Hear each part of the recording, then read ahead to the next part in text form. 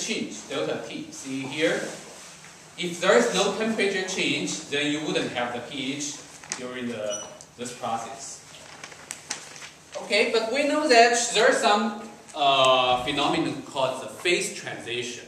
Okay, so if you provide enough heat to the, like say, to the ice, then the ice will melt and form the water. If you provide enough heat, then the water will become the steam. Okay, so that's the phase transition from the solid phase to the liquid phase to gaseous phase. Okay, so during the phase transition, please note that during the phase transition, the object, the sample, will still absorb heat, but the temperature will not change during the phase transition, right? So, and if you notice that, if you are trying to boil the water, right? First, the temperature of the water, if you have some room temperature water, 24 degrees, if you provide some heat, okay, so the temperature will keep increasing until 100 degrees. Okay, so this from here to here, it's a heat absorption process described by the previous equation. But after that, after the water reaches 100 degrees, the temperature will keep there. It will not increase anymore, right? The temperature will keep 100. But during this process, it keeps boiling, so the water will go to the steam. Okay, if you provide the heat, all the water will go to the steam. But it keeps the 100 degree. Okay, so this process is called the phase transition. During the phase transition, the temperature will keep the same. Okay, like for the boiling process, it keeps the boiling temperature 100 degree. Okay, for the melting process, okay, similarly, it keeps the temperature. During this kind of phase transition, it absorbs heat, but it cannot be calculated from the temperature change. You don't even have the temperature change. So it has to be calculated with another equation, this one. So heat absorption equals to mass. Okay, again, it depends on the size of the sample. So you have mass multiplied by L. L is a quantity to characterize each phase transition process. Okay, different process will have different L. So you have the L, but if the two processes are inverse process, like melting and freezing, okay, freezing, melting, what is melting? Melting is for the same material from the solid to liquid, right? And freezing is from liquid to solid. So they are the same, they are the reverse process. They share the same L. Okay, so like heat of fusion, usually we use LF to mean the heat of fusion. It applies to both the melting and freezing process. Okay, but what's the and similarly for the evaporation process and condensing process, you have the heat of vaporization, LV.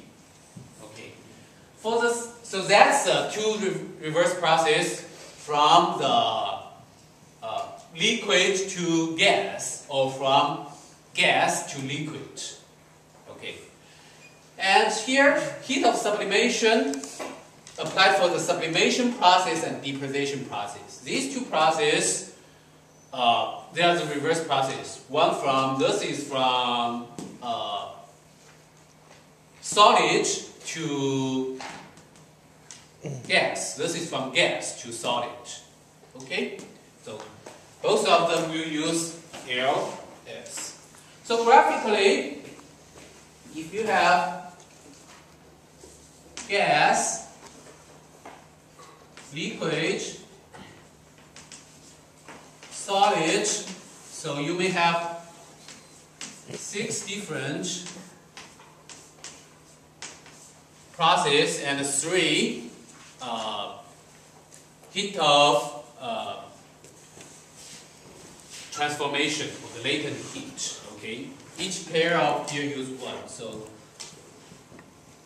okay, from let's see, liquid to solid, that's melting and freezing. So you use LF fusion, right? And from liquid to gas, that's LV. This is LS. Okay. And you can add, this is from solid to liquid. What's the kind of process? Solid to liquid, what's that? Melting. Melt. Freeze. Okay. From liquid to solid. And from liquid to gas, boiling, okay, boil, and from gas to liquid is condensate, and from solid to gas, sublimation, and from gas to solid, deposition. So you have this process and latent of heat. Latent heat. Now, another thing you need to pay attention to is that these are just some constant, positive constant. Mass will be positive constant. So the product will give you the positive number. And you have to add the positive and negative side manually. Okay? The positive side and the negative side, when you add the positive and negative side, you need to think about our general rule. If during the process, the energy, the heat is absorbed, that's positive. If during the process, the heat is released, that's negative. So, now, then we need to remember that if you consider the 3 phases, solid, liquid, and gas,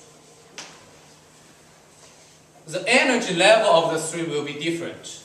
Gas will have the highest energy. Liquid is in between, and solid will have the less energy. So that means from the solid to liquid, okay, the energy goes to this way, right? From the solid to liquid, from low energy to high energy, you should absorb energy. So that's positive. From liquid to gas, again, from low energy to high energy, that's positive. And then this is negative. This is negative. Okay. So from gas to liquid, you will release energy. From liquid to solid, you will release energy. Similarly, if directly from solid to gas, positive. Directly from gas to solid, negative. Okay. So that's a way to remember this positive and negative side. Okay, you just need to know from solid to liquid to gas. That's from low energy to high energy to higher energy. Okay, then you can know in the process if it's energy absorbing or energy releasing. So then you can put it here like from liquid to solid, solid to liquid, positive, and so this is negative. Liquid to gas, positive. Gas to liquid, negative. Solid to gas, positive. Gas to solid, negative. Okay? Any question here?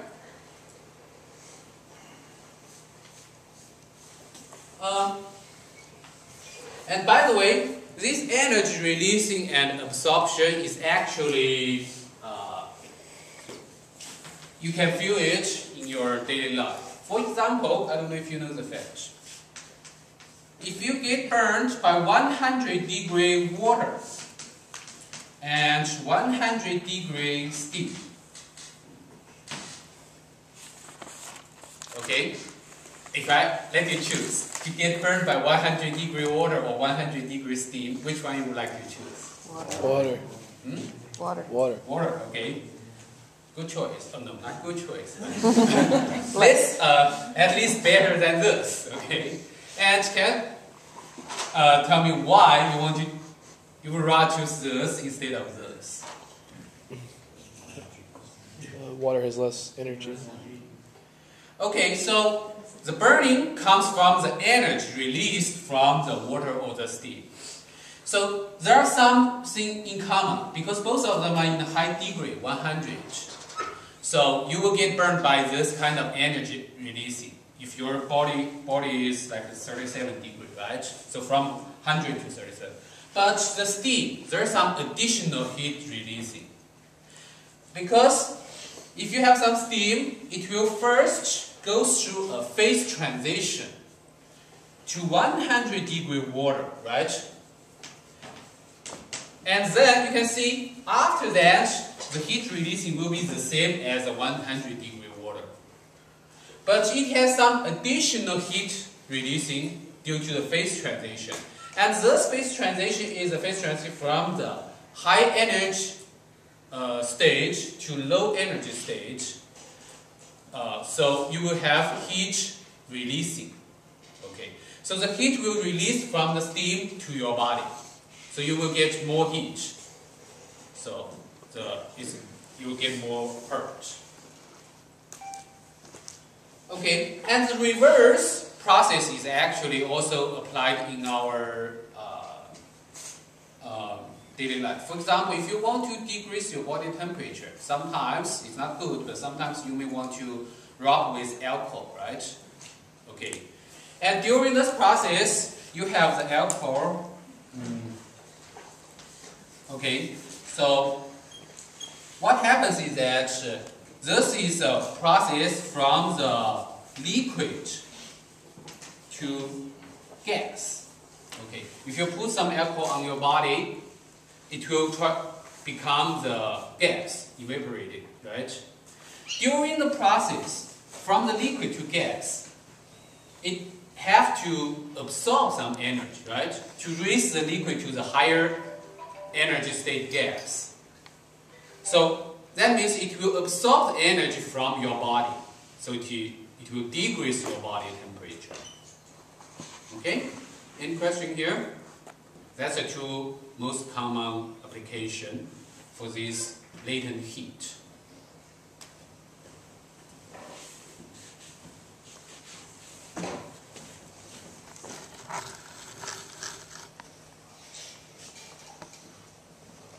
Okay.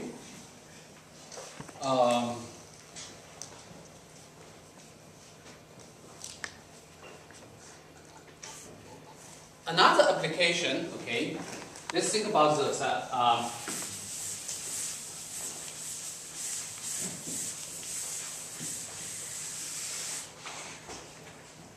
think you know that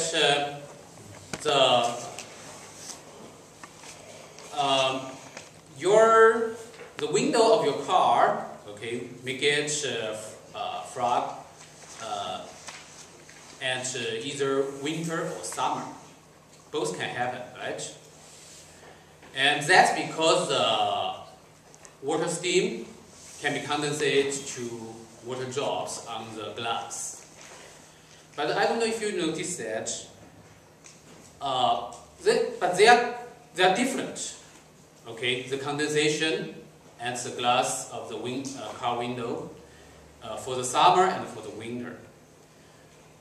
They are actually happening at different sides of the window.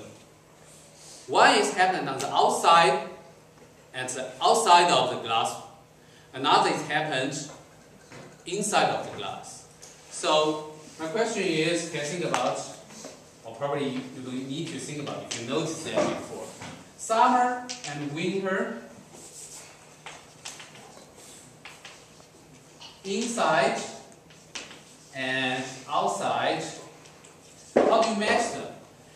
For the summer time, does the condensation happen in the inside or outside? For the winter, does it happen from the inside and outside? So are you going to connect like this or this? Straight across. Cross. Let's check if it's cross. Yes? And it's clear why. Can anyone help me why we say in summer it's outside condensation happen and winter is inside condensation happen?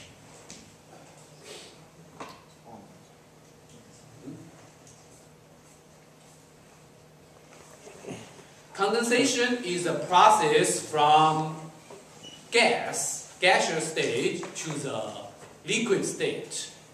Okay, so this process is from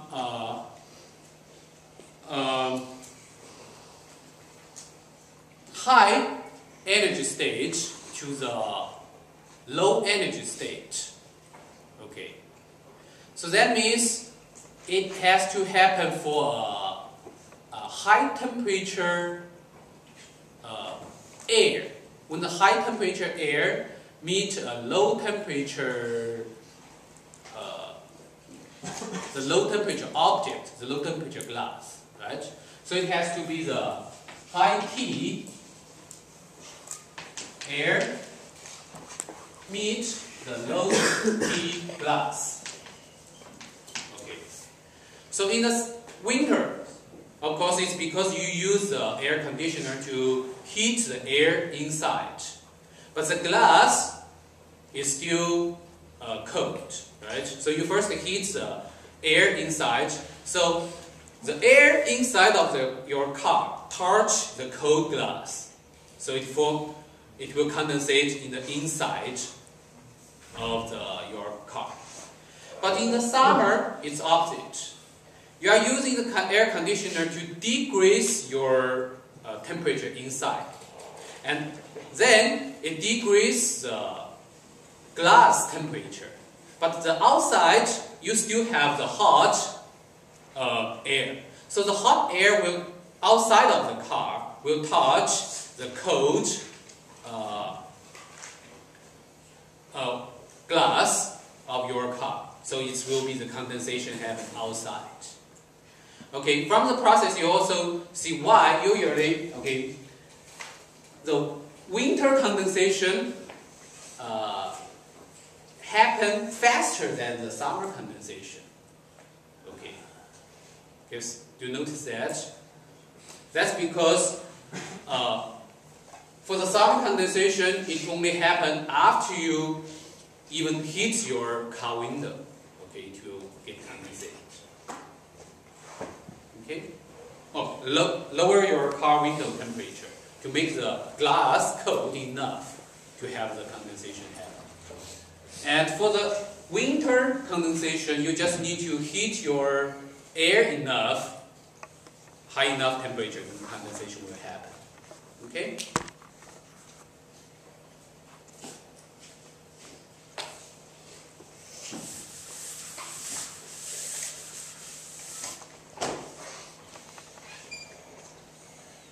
Okay, so my car, I'm really, it's really annoying for the summer condensation because, okay, to defrog, the car will put the wind, but I don't know how about you, but at least my car, they only have wind inside. So it's good to deal with winter condensation because inside, but it cannot deal with the outer condensation. There's no wind. Yeah, the windshield wipers. What? The windshield wipers. Yeah, but sometimes it's the two side glass gets condensated, and so it blocks my back wheel, the mirror. So I have to use my hand to usually see.